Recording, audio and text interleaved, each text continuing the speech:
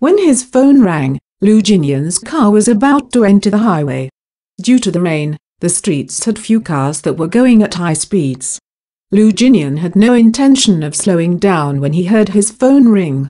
He turned his head to the side to get a glimpse of his phone. It was a call from Mingsha Garden. He hesitated before exiting the highway. He stopped his car at the side and picked up his phone. There was a 3-day break from filming, so he knew that she would definitely go back home and had instructed Madam Chen to prepare dinner ahead of time. He had also instructed Madam Chen to inform him when Qiao and Hao came back. Madam Chen didn't know that Lu Jinian had sent Qiao and Hao home, so the moment he picked up, she informed him politely, "Mr. Lu, Mrs. Lu is back, but she has already eaten outside, so she went upstairs to rest."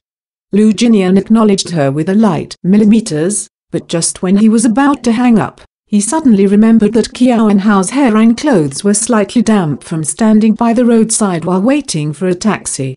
He didn't hang up, but instead in a low voice instructed Madam Chen, "Boil some ginger tea for Mrs. Lu so she won't catch a cold."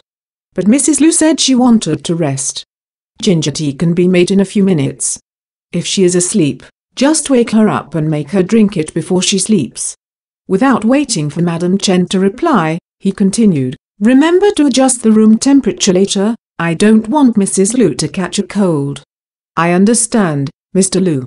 Lu Jinian thought for a bit more, and after confirming that there was nothing else, he added a last line, "Don't let Mrs. Lu know it was instructed by me." He then hung up. After hanging up, Lu Jinian suddenly realized that he hadn't asked the question that was bothering him the most. How was Mrs. Lu feeling when she reached home? Was she still crying? He took up his phone, but when he was about to call back, he hesitated and put his phone back into his pocket.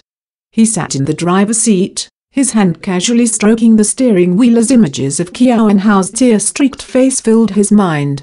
He had known her for about 10 years, and in those 10 years, she had always been either all smiles or silent with her head lowered. Sometimes, when something upset her, she would clench her lips tightly. But it was the first time she had cried. As he continued thinking, he could feel pain on the palm that her tear had reached. The pain made a beeline for his heart, hurting him to confusion. He started his car and turned back, heading back to Mingsha Garden.